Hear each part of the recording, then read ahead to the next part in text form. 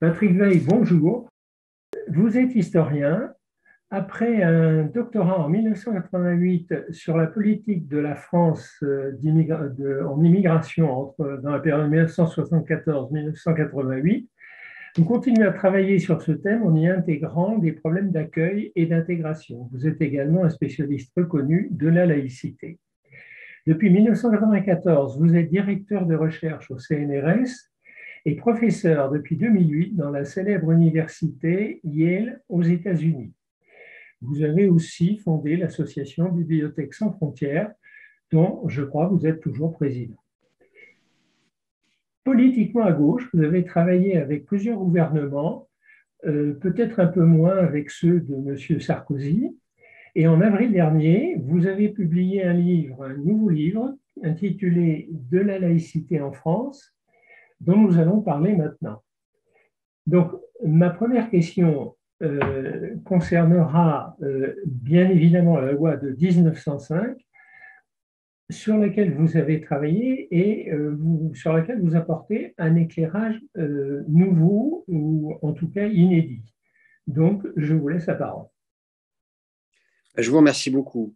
Alors, oui, parce que finalement, il s'est passé quelque chose dans notre pays, c'est que entre la guerre de 14 et je dirais les années 70-80, bon, la laïcité allait de soi.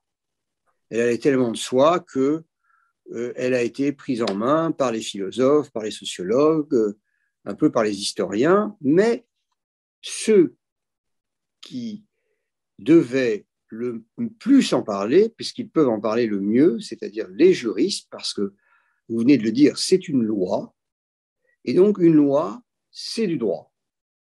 Et quand le Parlement se saisit d'un sujet et en fait une loi, surtout une loi aussi bien travaillée que celle qui a été préparée pendant 2 ans et demi sous la houlette de Aristide Briand et adoptée sans amendement par le Sénat, ce qui est exceptionnel aujourd'hui et encore plus à l'époque, eh bien, ce qui est intéressant, c'est l'application de cette loi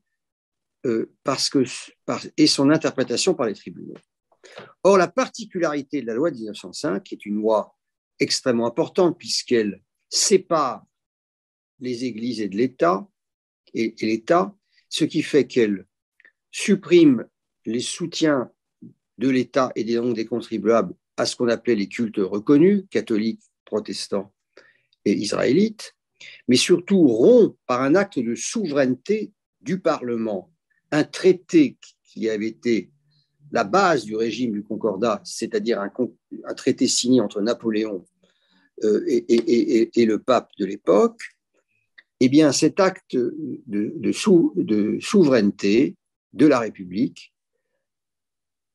aurait pu ne jamais exister tellement, dès la réception de la loi, elle subit une attaque frontale du pape de 1905. C'est-à-dire que Briand a négocié avec l'Église de France toutes les garanties qu'elle demandait pour que le statut des associations cultuelles prévu par la loi de 1905 préserve le caractère spécial et hiérarchique de l'Église catholique par l'article 4 de la loi. Mais le pape rejette la loi et appelle la masse des catholiques à la rejeter. Et dans les premières semaines après sa promulgation se produisent des incidents assez connus qui sont ceux des inventaires. Il y a 2 morts et à la suite de ces morts, un gouvernement nouveau est formé dans lequel entrent 2 personnalités importantes de mouvements républicains, je dirais, Georges Clemenceau au ministère de l'Intérieur et Aristide Briand lui-même comme ministre de l'Instruction publique et des cultes. Et puis, Clemenceau devient très vite président du Conseil et ministre de l'Intérieur, et Briand va devenir garde des Sceaux et ministre des cultes, puis quand Clemenceau, en 1909, quitte le gouvernement, il devient président du Conseil, ministre de l'Intérieur et ministre des cultes. Ce qui fait que la particularité de la loi 1905, c'est d'avoir été extrêmement bien préparée, c'est d'avoir été attaqué frontalement par le pape qui avait autorité sur des millions de catholiques, et d'avoir été mise en œuvre d'abord par le duo Clémenceau-Briand, mais Briand lui-même reste 5 ans au gouvernement pour appliquer sa propre loi. Et ça, c'est quelque chose d'assez extraordinaire sur lequel on a rarement insisté. Et alors, après la crise des inventaires, le pape choisit un nouveau angle d'attaque. C'est le rejet des associations cultuelles. Il appelle les curés, les évêques, à ne pas entrer dans le cadre légal de la loi. Ce qui veut dire quoi? Ce qui veut dire que les messes sont comme des réunions publiques. Or, les réunions publiques à l'époque, il faut une déclaration et une autorisation préalable.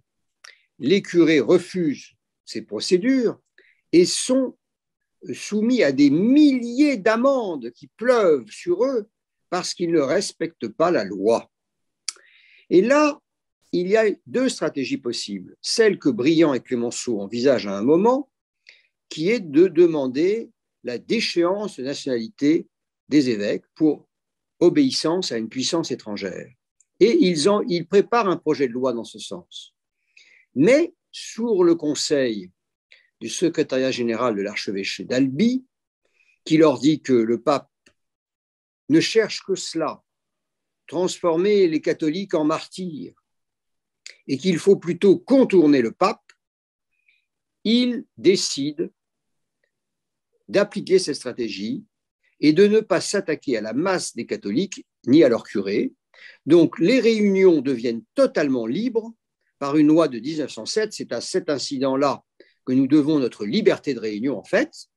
Les réunions catholiques peuvent s'inscrire dans la loi de 1901 et non plus dans la loi de 1905, ce qui fait que cette offensive du pape a échoué. Mais le pape trouve un 3e terrain en 1908-1909, qui est celui des manuels scolaires.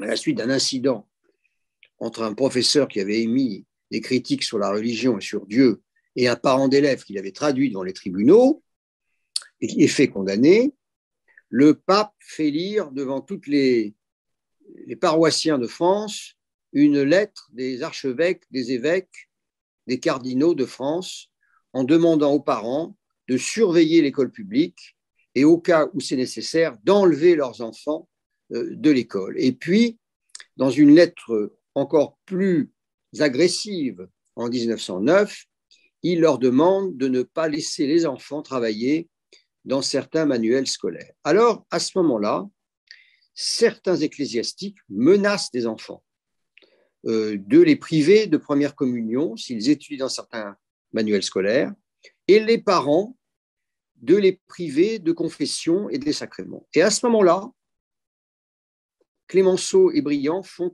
appliquer la loi. Et qu'est-ce qu'ils peuvent faire appliquer dans la loi?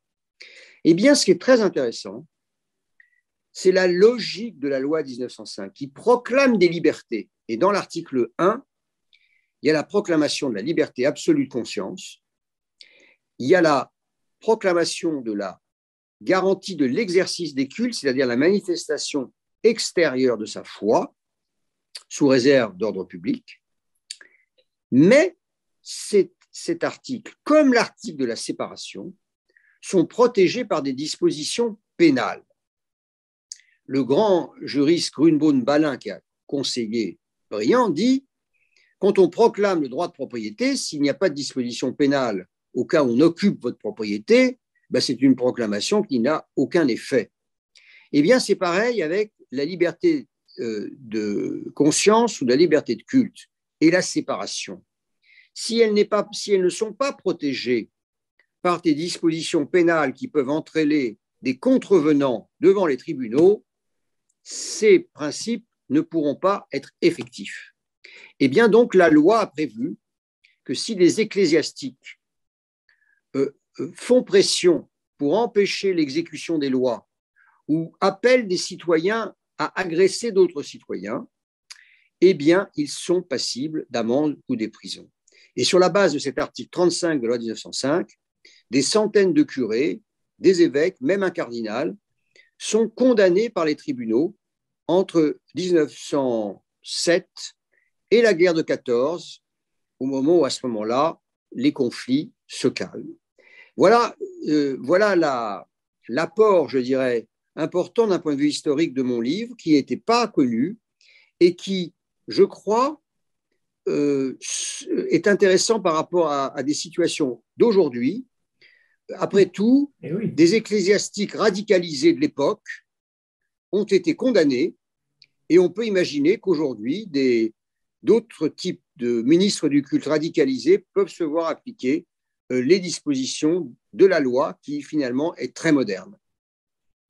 Bien, eh écoutez, c'est encore une fois très, très clair et très pédagogique. Alors, si vous avez encore un tout petit peu de temps, moi je voudrais vous poser une question qui n'a peut-être rien à voir avec la première, quoique vous connaissez très bien les États-Unis. Et moi, j'ai été très étonné d'entendre à plusieurs reprises ces derniers temps des gens me dire, mais en fait, les États-Unis sont un pays laïque, en s'appuyant sur l'aspect financier des choses et en disant, là-bas, il n'y a pas de financement des cultes. C'est vrai. Des financements publics, je veux dire, bien sûr. Hein. Absolument. Alors, écoutez, c'est formidable votre question, je vais vous répondre. Oui, il y a une laïcité à l'américaine. Voilà. Et il y a une proximité en droit entre la France et les États-Unis, parce que c'est vrai qu'il n'y a pas beaucoup de pays, pas beaucoup de républiques dans lesquelles il n'y a pas de culte, comment dire, soutenu. Vous voyez, les États-Unis, comme la France, sont neutres par rapport aux religions. L'État américain ne peut pas financer, ne peut pas soutenir financièrement des cultes. Alors, cette séparation, je dirais, cette distinction des domaines ne prend pas les mêmes formes que chez nous. Par exemple, les Américains, quand ils passent leur constitution, quand ils leur font adopter le premier amendement, il y a à l'époque une prière avant les sessions du Congrès. Voilà, oui. Bon, alors ils disent, ben voilà, il peut y avoir une prière, de toute façon, ceux qui n'aiment pas la prière n'y assistent pas. C'est des adultes. Les adultes peuvent faire face à des choses qu'ils n'aiment pas. Ils font une distinction entre les adultes et les enfants. La jurisprudence est maintenant très claire. Vous ne pouvez pas avoir de prière dans les écoles publiques. Vous ne pouvez pas avoir de pression, de cérémonies religieuses dans les écoles publiques, eu égard à cette protection de la conscience et de la liberté de conscience des enfants. Alors, vous avez voilà, les signes religieux dérangent moins les Américains que nous. Mais en revanche, ce qu'ils n'acceptent pas, c'est le fait que $1 aille à une religion. Et plus que nous, parce que nous savons bien qu'aujourd'hui, nous soutenons avec nos deniers massivement. Hein Massivement. Massivement. Eh bien, chez eux, c'est absolument impossible. Et donc, vous voyez que chez eux, la marque de la laïcité, c'est la séparation financière, alors que chez nous, la marque de la laïcité, c'est la séparation, je dirais, costumière. Vous voyez, c'est-à-dire que nous ne voulons pas de signes extérieurs et eux ne veulent pas d'argent pour la religion. Voilà. Alors, il y a d'autres différences, mais vous avez absolument raison. Là, il y a quelque chose qui nous rapproche et nous distingue. Très bien. Eh bien, Monsieur Vieille, est-ce que vous me permettez encore une autre question? Oui. Oui. Alors, vous dites dans votre livre vous parlez dans votre livre de l'intégration et vous parlez aussi de la possibilité d'accepter la présence d'une religion qui n'est pas la religion majoritaire en France. Le lien entre l'intégration, entre l'immigration d'abord, l'intégration ensuite, peut-il être séparé de la religion quand il s'agit d'une religion qui est véritablement différente de la religion majoritaire, ce qui n'a pas été le cas avec l'immigration italienne, espagnole, etc. Mais monsieur, il faut se rappeler l'histoire. 1905, l'Algérie, c'est la France. Oui. Et le Parlement discute de savoir si la loi, si la laïcité s'applique à l'Algérie. Et il décide qu'elle s'applique à l'Algérie. Le Parlement, après en avoir discuté, Briand, après l'avoir étudié, Clémenceau, tous les républicains considèrent qu'il n'y a aucune incompatibilité entre l'islam et la laïcité. Je dirais même que la loi de 1905, qui prévoit des associations cultuelles, est plus adaptée à des religions sans hiérarchie qu'à l'Église catholique. On l'a vu d'ailleurs avec la crise que le dispositif de la loi de 1905 crée avec l'Église catholique. Donc le vrai sujet n'est pas telle ou telle religion, ce sont les instruments que l'on se donne, premièrement, pour punir les pressions quand elles existent. Ce que la loi de 1905 condamne, c'est les pressions religieuses. C'est les pressions sur la religion aussi. Mais quand les pressions religieuses sont là, eh bien, les personnes doivent être traduites devant les tribunaux. Et ça fait, vous voyez, ces dispositifs dont je vous ai parlé tout à l'heure, ils ont été ignorés de tous les gouvernements. C'est vrai. On les a jamais mis en œuvre contre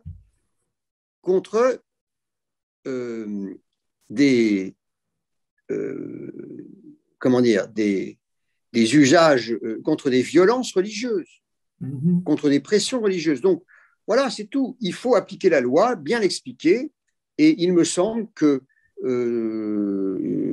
et pour le reste, eh bien, les immigrés qui sont en France ne sont pas que religieux, ils ont aussi une identité civique, une identité historique, politique. Ils sont en France, pour certains d'entre eux, peut-être ils ne sont pas venus d'Italie, mais ils sont venus de l'ancien empire français. Et c'est cette histoire-là qu'il faut leur apprendre pour les inscrire dans une histoire politique plutôt que de les affecter en permanence à une présupposée identité religieuse. Oui. Très bien.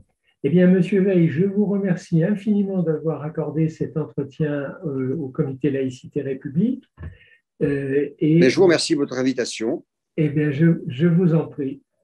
Et à très bientôt. À très bientôt.